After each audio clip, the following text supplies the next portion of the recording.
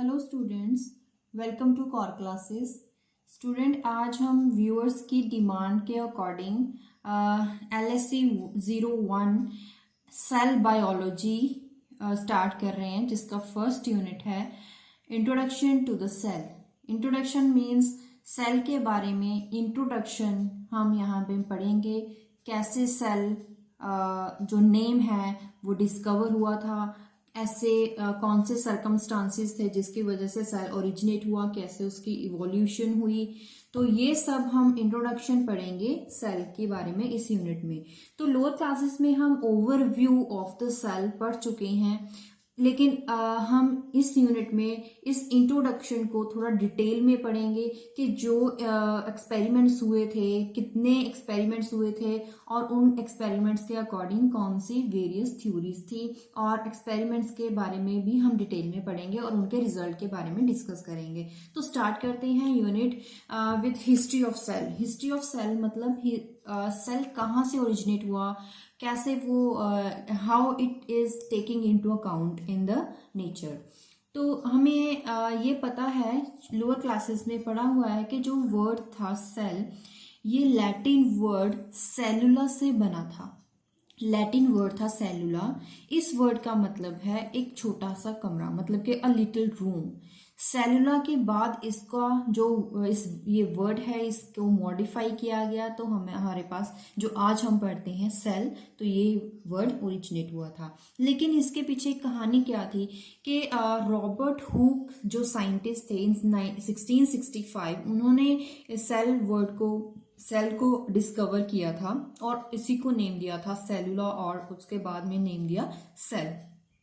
तो क्या था कि उस टाइम पे 1665 के दौरान जो माइक्रोस्कोप्स थे वो हाल ही में डिस्कवर हुए थे। तो सब में एक क्रेज था कि माइक्रोस्कोप में ऑब्जेक्ट्स को देखा जाए, उनकी मैग्निफिकेशन, मैग्नीफाइड ऑब्जेक्ट्स को देखने का बहुत क्रेज था। तो ऐसे ही रॉबर्ट हुक के अंदर भी एक क्रेज था, तो उन्होंने क्या करा, डिफरेंट डिफरेंट जो ऑब्जेक्ट्स थे उनको ऑब्जर्व किया इन द माइक्रोस्कोप। तो उनका वो सेल्फ मेड माइक्रोस्कोप था। तो ऐसे ही एक दिन उन्होंने एक कॉर्क का मतलब कि जो एक बाक होती है जिसमें गैस जो जिसमें हवा भरी होती है, उसको बोलते हैं कॉर्क। तो एक दिन उन्होंने उसे ऑब्जर्व किया in the self made microscope. तो क्या हुआ, उन्होंने एक सेल उसमें एक ब्लॉक्स देखे, बॉक्सेस का एक भंडार उन्होंने ऑब्जर्व किया। वो कुछ जो बॉक्सेस थे वो फिल्ड थे, पता नहीं किस चीज से थे, उस टाइम तो नहीं पता था, और कुछ बॉक्सेस एम्प्टी थे। तो उन बॉक्सेस को उन्होंने बोला कि इट इज जस्ट लाइक सेलुला। तो उसके बाद उन्होंने उसको नाम दिया सेलुला, और जो बाद में मॉडिफाइड होके बना सेल। तो इस तरह से उन्होंने बताया कि यहाँ पे जो एक प्लांट है जिसका बार्क है कॉक, उसके अंदर बॉक्सेस लाइक स्ट्रक्चर्स हैं जिसको सेल बोलेंगे।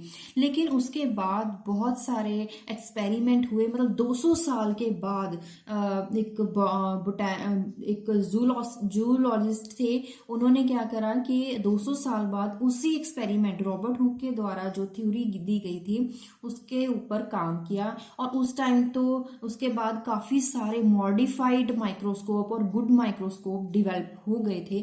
तो उनको उन माइक्रोस्कोप्स में उनको ऑब्जर्व किया गया।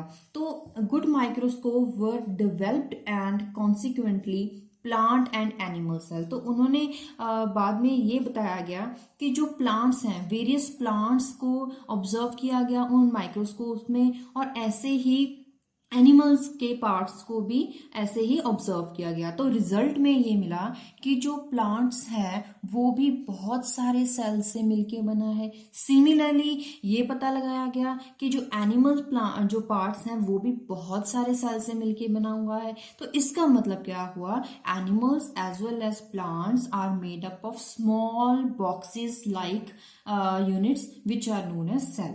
तो इसका मतलब good microscope developed and consequently plant and animals were found to be made up of small units which are known as cell. तो ऐसे हिस्ट्री है, this is the history for sale. And ये आपको पता बता दिया है कि जो एक कॉर्क का स्लाइस था उसको स्टडी करते वक्त उन्हें ये पता चला था कि जो स्ट्रक्चर उन्होंने देखा था वो boxes like structure, it is resembled with structure of honey comb like structure consisting of many compartments, little compartments, जिनको उन्होंने बॉक्सेस बोला था और फिर सेलुला इसका नाम दिया था. तो अब बात करते हैं सेल थ्योरी. तो वेरियस जो माइक्रोस्कोपिस्ट थे लाइक एंटन वॉन, एक डच माइक्रोस्कोपिस्ट थे, उन्होंने माइक्रोस्कोप को इम्प्रूव किया और उस इम्प्रूव्ड माइक्रोस्कोप की हेल्प से उन्होंने डिस्कवर किया the free living cells in pond water for the first time उन्होंने वो जो ऑब्जर्व किया था उसके अकॉर्डिंग उन्होंने सेल थ्योरी डिस्कवर की थी. उसके बाद उन्होंने इसी थ्योरी के रिगार्डिंग बाद में sperm cell of human, dog, frog, rabbit etcetera, various sperm cell के ऊपर डिस्कवरी की थी.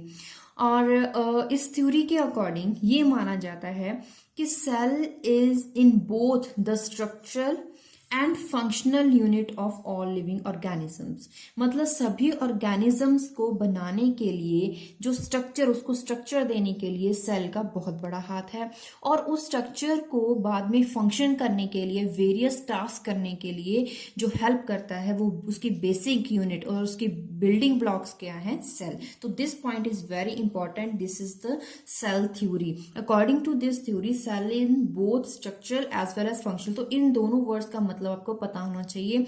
बिल्डिंग ब्लॉक, जैसे कि एक वॉल बनती है with the help of joining the bricks. तो जो ब्रिक्स हैं this is the building block of the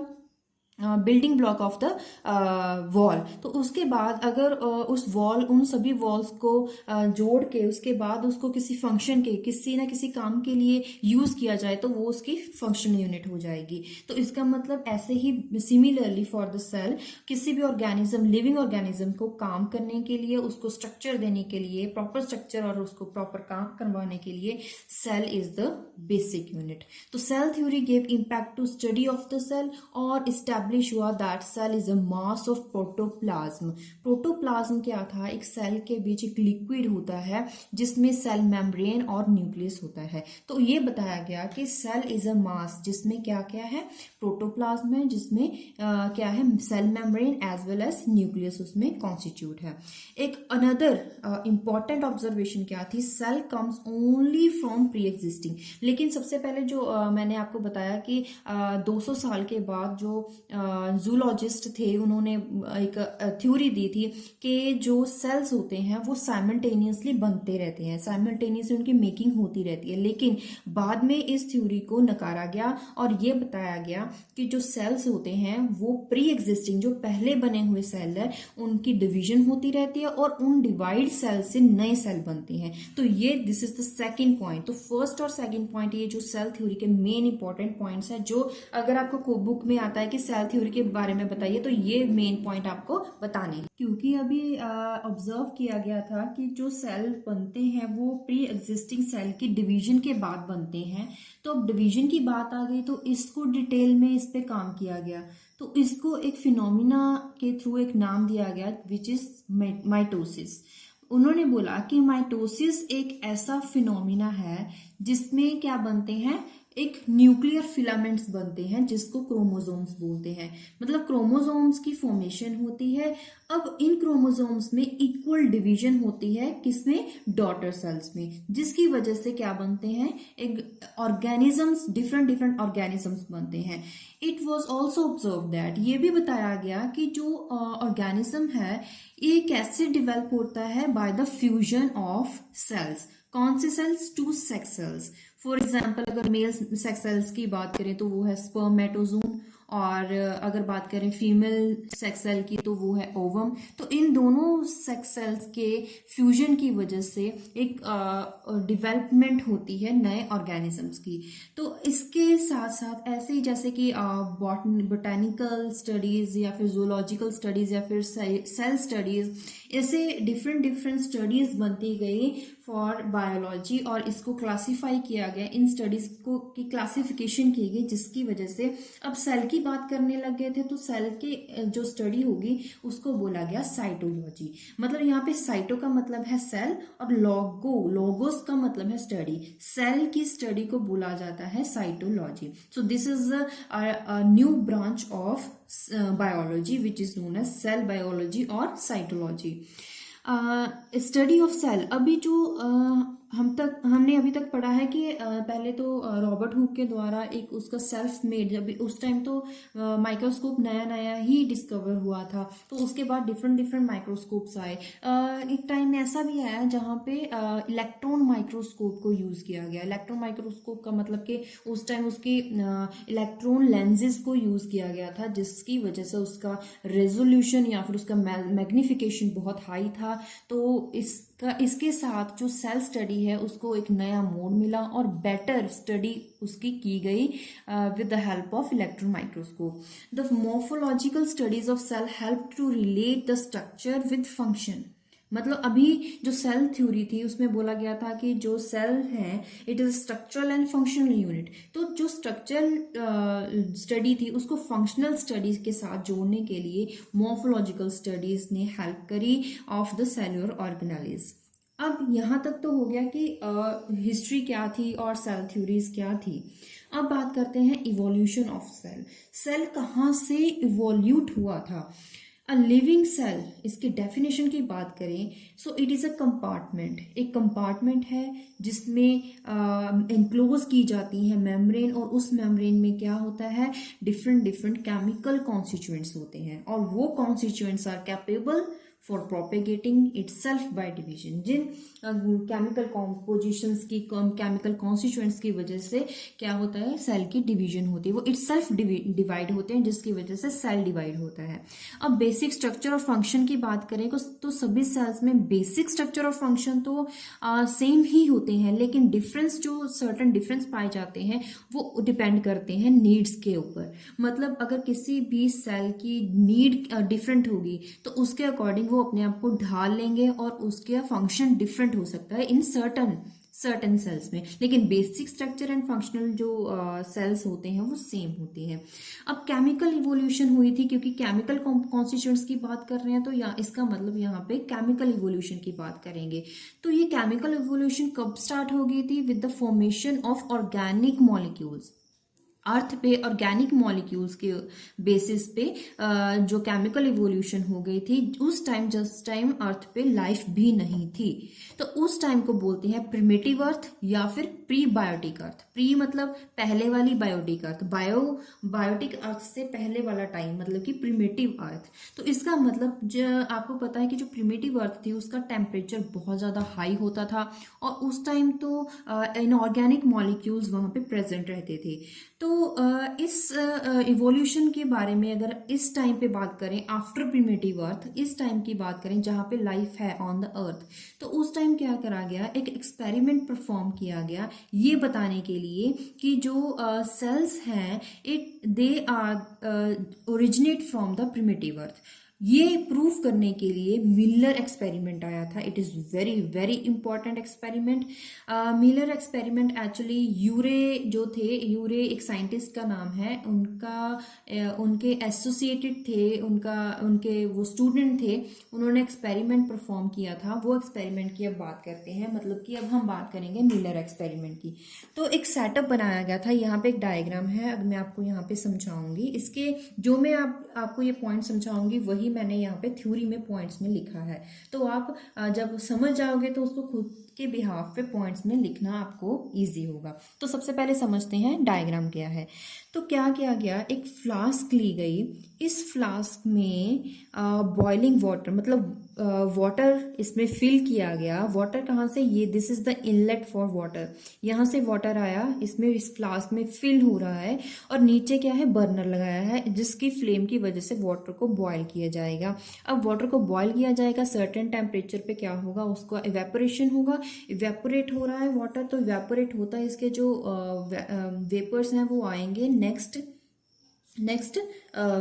flask में। इस फ्लास्क को जोड़ा गया है विद इलेक्ट्रोड्स, और इसमें क्या है, कुछ इनऑर्गेनिक कंपाउंड्स हैं, इनऑर्गेनिक मॉलिक्यूल्स हैं इसमें, इस फ्लास्क में। एक्चुअली मिलर करना क्या चाहता था कि ये बताने के लिए कि जो प्रिमिटिव अर्थ में जो एटमॉस्फेरिक कंडीशन थी, वही एटमॉस्फेरिक कंडीशंस इस एक्सपेरिमेंट, इस सेटअप में उन्होंने दिखाई थी।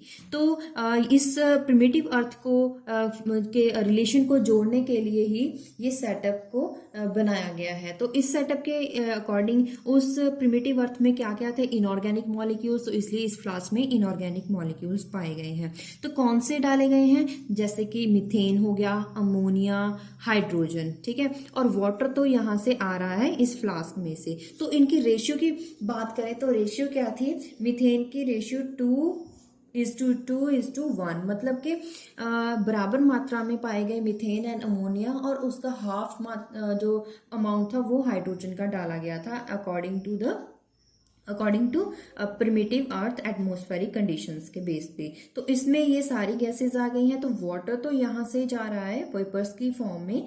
तो ये जो वाटर यहाँ पे टेम्परेचर इस सेटअप का कितना रखा गया, जो प्रिमिटिव अर्थ पे था, ऑलमोस्ट 800 डिग्री सेल्सियस इसका टेम्परेचर रखा गया था। तो ये सारे यहाँ पे इनऑर्गेनिक मॉलिक्यूल्स यहाँ पे हैं। तो ऊपर से क्या आ रहा है, वाटर वेपर्स। तो यहाँ पे क्या होगा, क्योंकि इलेक्ट्रोड्स हैं तो इलेक्ट्रिक कंडीशंस की वजह से क्या होगा, यहाँ पे स्पार्क आएगा।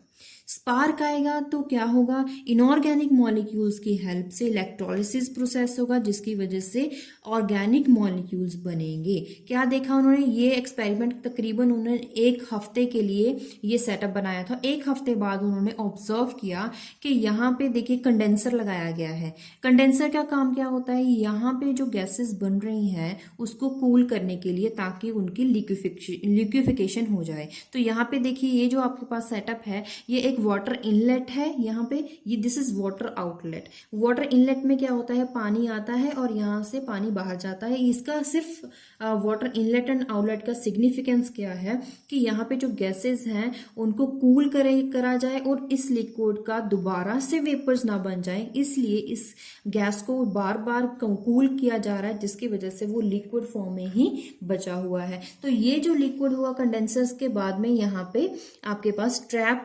जो होगा यहाँ पे फ्लास्क में आपको मिलेगा।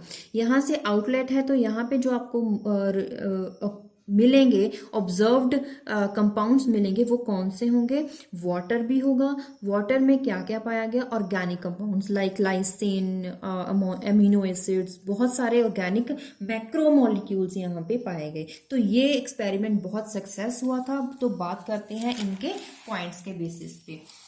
Laboratory experiments prove that organic molecules like amino acids, proteins, nucleotides, nucleic acids, lipids and ATP can formed in similar conditions on the earth। मतलब जो ऑर्गेनिक मॉलिक्यूल्स है वो बनाए जा सकते हैं सिमिलर कंडीशन जो प्रिमिटिव अर्थ पे थी। According to Miller experiment it is possible, ये पॉसिबल हो गया कि जो ऑर्गेनिक मॉलिक्यूल्स हैं उनको सिंथेसाइज किया जा सकता है with several places at high concentration, मतलब कि हाई टेम्परेचर पे, giving rise to kind of liquid soup. अब लिक्विड सूप कौन सा है, जो लास्ट में जो सेटअप में देखेंगे, जो लास्ट में आपको वाटर के लिक्विड में, वाटर लिक्विड में ऑर्गेनिक मॉलिक्यूल्स पाए गए थे, उस लिक्विड को लिक्विड सूप बोलते हैं। और इसका दूसरा नाम है प्रीबायोटिक सूप। प्रीबायोटिक सूप क्यों बोलेंगे, क्योंकि प्रीबायोटिक कंडीशन थी, जो प्रिमिटिव अर्थ थी, प्रीबायोटिक अर्थ थी, उसके जो एटमॉस्फेरिक कंडीशन थी सिमिलर, वही उसी सेटअप में लाई गई थी, इसलिए इसका नाम क्या डाल दिया, प्रीबायोटिक सूप। तो आपको इस नाम को कैसे याद रखना है वो आपके लिए इजी है। सफेरिकल प्री लाइफ फॉर्म और प्रोटोबायंट में भी फॉर्म्ड इन सच सूप। क्या बना गया, प्रोटोबायंट। ये प्रोटोबायंट क्या है, अभी आप यहाँ पे देख सकते हैं, it is a spherical globule. ये सफेरिकल ग्लोब्यूल थे जिसमें लार्ज ऑर्गेनिक मॉलिक्यूल्स फिल्ड थे। तो एक लिक्विड फॉर्म है, ग्लोब्यूल फॉर्म है। It carries out the function of living being that ultimately evolved into true life form, that is eubuoyant। मतलब ये बताया गया कि इनऑर्गेनिक मॉलिक्यूल्स और हाई टेम्परेचर से की हेल्प से ऑर्गेनिक मैक्रो मॉलिक्यूल्स बनाए जा सकते हैं, जिसकी वजह से इवोल्यूशन हुई थी सेल की, और यहाँ पे अर्थ में जो लाइफ इवोल्यूट हुई थी वो इसी कंडीशंस की वजह से हुई थी। तो अब इस थ्योरी को लेकर, इस एक्सपेरिमेंट को लेकर बहुत सारे मॉडल्स आए थे, सेल मॉडल्स। अभी बात करते हैं उन मॉडल्स जो आपकी बुक में है। सबसे पहला मॉडल है कोएजरवेट मॉडल। तो साइंटिस्ट जो थे उनका नाम था अलेक्जेंडर ओपेरिन, जिन्होंने ये मॉडल दिया था। उन्होंने बताया कि scientist have different estimations about composition of protobiont. Composition की बात करें कि कितना अमाउंट किस मॉलिक्यूल, ऑर्गेनिक मॉलिक्यूल का कितना कॉम्पोजिशन उसमें था, उस प्रोटोबायंट में था, उसके बेसिस पे बहुत सारे डिफरेंट थ्योरीज आई। लेकिन अकॉर्डिंग टू अलेक्जेंडर ओपेरिन ये कंसीडर किया गया कि ये जो प्रोटोबायंट है it is the aggregate of electrically charged molecule. Electrically charged क्यों? कि जो मिलर एक्सपेरिमेंट था उसमें तो इलेक्ट्रिकली वो इलेक्ट्रोड्स लगाए थे ना, electrically charged molecules with water around them, water था उसके आसपास, एक्टिंग एज अ बाउंड्री। एक water as a boundary act कर रहा है, जिसमें क्या भरे हुए हैं, इलेक्ट्रिकली चार्ज्ड ऑर्गेनिक मॉलिक्यूल्स भरे पड़े हैं। और इस मॉडल का इसलिए नाम पाया कोएसरवेटिव मॉडल्स। अब कोएसरवेटिव वर्ड का जो मतलब है वो हम आपको लेटर आफ्टर दिस वीडियो में आपको समझाऊंगी, तो एंड में समझाऊंगी। Next model is microsphere model. ये दिया गया था by Sidney Fox. According to this model, जो when water free mixture of amino acid, अब जो वाटर फ्री मिक्सचर था ऑर्गेनिक मॉलिक्यूल, कौन सा, अमीनो एसिड, जब उसको हाई टेम्परेचर पे हीट किया गया था तो ये यूनिट्स, काफी सारी अमीनो एसिड्स की यूनिट्स आपस में ज्वाइन करेगी, मतलब कि वो पॉलीमराइज होगी एक हाई पॉलीमर देने के लिए, जिसका नाम to form protein like molecule, जिसको हम प्रोटीनॉइड्स बोलते हैं। ठीक है, तो इसका क्या, इस मॉडल के अकॉर्डिंग जो अमीनो एसिड्स थे वो आपस में ज्वाइन कर गए एट हाई टेम्परेचर, मतलब कि पॉलीमराइज हो गए, तो उसको नाम दिया गया, जो प्रोडक्ट मिला उसको नाम दिया गया प्रोटीनॉइड्स।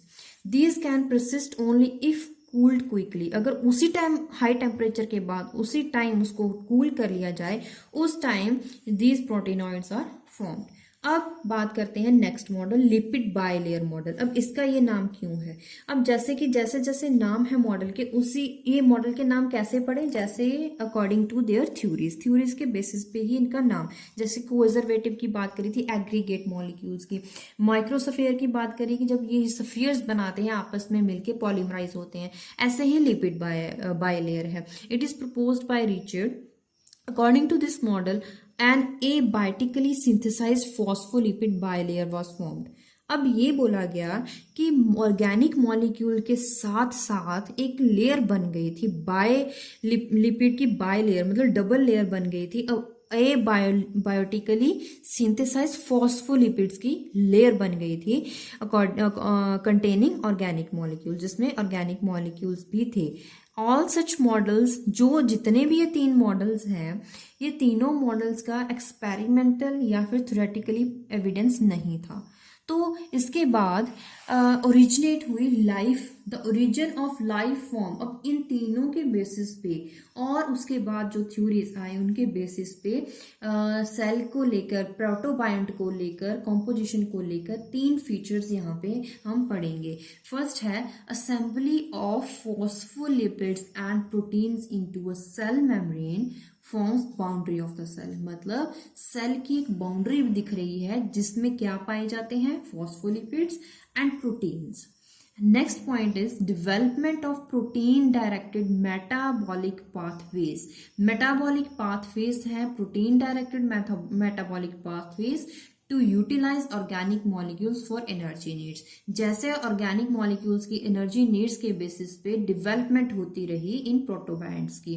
Next is formation of nucleic acid molecules that are not only capable of self replication. वो सेल्फ रेप्लिकेशन तो करते ही हैं, उसके साथ साथ वो जेनेटिक कोड भी स्टोर करते हैं, जेनेटिक इंफॉर्मेशन भी स्टोर करते हैं ताकि नए प्रोटीन सिंथेसाइज किए जा सके। मतलब कि जो न्यूक्लिक एसिड्स थे, जो ऑर्गेनिक मॉलिक्यूल्स, जो कौन से organic molecules, nucleic acid molecules, उनमें एक कैपेसिटी थी कि वो सेल्फ रेप्लिकेशन तो कर सकते हैं, लेकिन उसके साथ साथ एक और प्रॉपर्टी थी, they are also capable of storing genetic information. ये यहाँ पे आप एक स्ट्रक्चर देख सकते हैं। यहाँ पे देखिए ऑर्गेनिक मॉलिक्यूल्स हैं, सिंपल कोएजरवेटिव्स दिखाए गए हैं, दीज आर कोएजरवेटिव्स, जिसमें आसपास वाटर मॉलिक्यूल्स की लेयर बनाई गई है, एक वाटर फिल्म बनाई गई है जिसका नाम रखा गया है हाइड्रेशन लेयर। और यहाँ पे देखिए इसकी डिवीजन दिखाई गई है आपको इस डायग्राम में। आपको ये डायग्राम बनानी पड़ेगी अगर पेपर में आती है तो इसके बाद आप जो आपने पढ़ा है, इवोल्यूशन पढ़ी है, उसका एक टेबुलर फॉर्म है, एक समरी है कि सबसे पहले क्या थे, इनऑर्गेनिक मॉलिक्यूल्स थे, लाइक प्रीबायोटिक मॉलिक्यूल्स थे, जिसको इलेक्ट्रिक डिस्चार्ज यूवी रीजन के साथ, यूवी रेज के साथ उसकी केमिकल इवोल्यूशन हुई। अमोनिया था, methane, water, formaldehyde, solar system के में ये कॉन्स्टिट्यूएंट्स पाए गए थे। और उसके बाद उनमें ऑर्गेनिक मैक्रोमॉलिक्यूल्स बने, अमीनो एसिड्स, न्यूक्लियोटाइड्स, शुगर, जिसके डिफ्यूजन हुई। तो प्री सेलुलर पॉइंट क्या थे, protein, nucleic acids, lipids, polysaccharides, ATP बने, जिसकी वजह से प्लाज्मा मेम्ब्रेन, सेल की मेम्ब्रेन बनी, और इससे फर्स्ट प्रोकैरियोट बना, उसके बाद फर्स्ट यूकैरियोट बना, which is known as post cellular.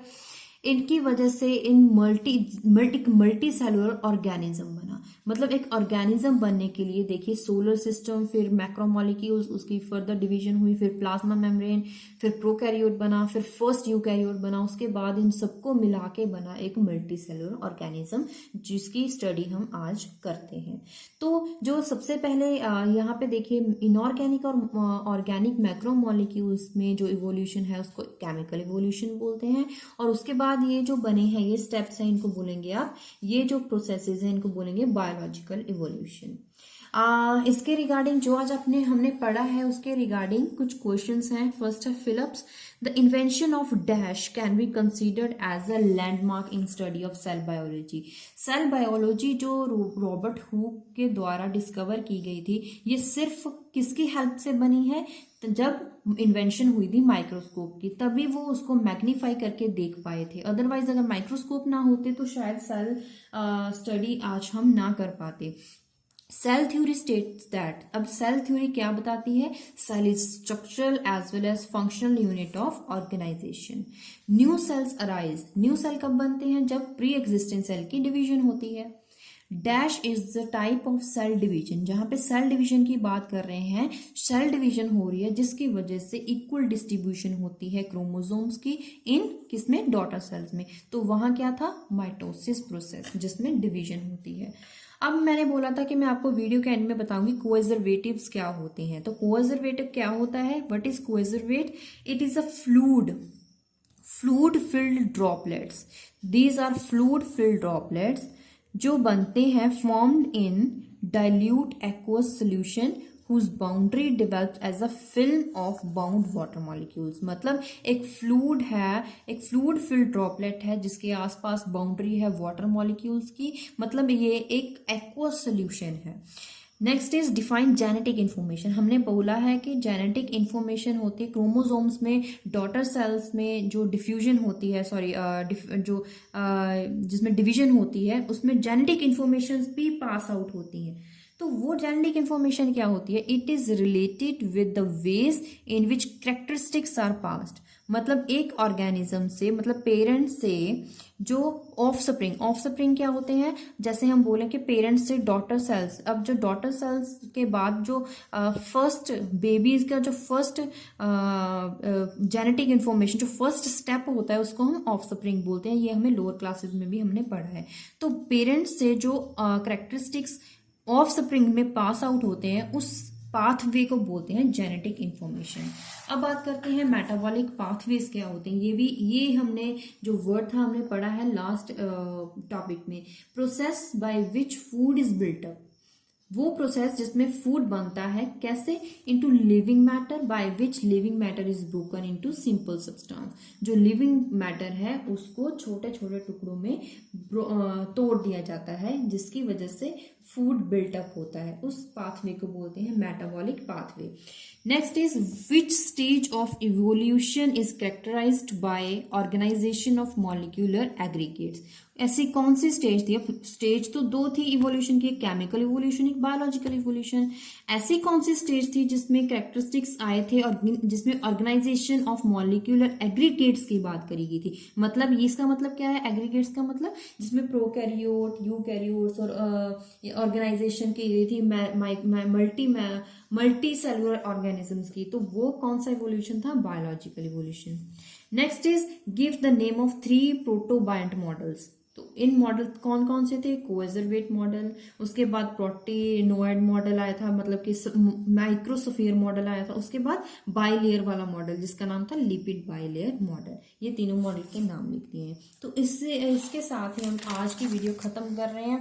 आप काफ़ी स्टूडेंट्स के कमेंट्स आ रहे थे कि LSC 01 के बेसिस पे भी आप वीडियोस बनाना स्टार्ट करें।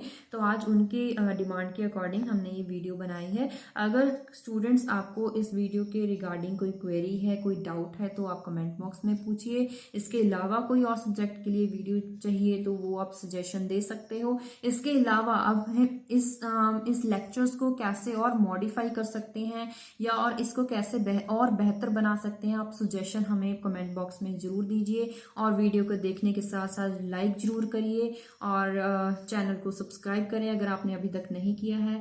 Keep watching this channel. Thank you.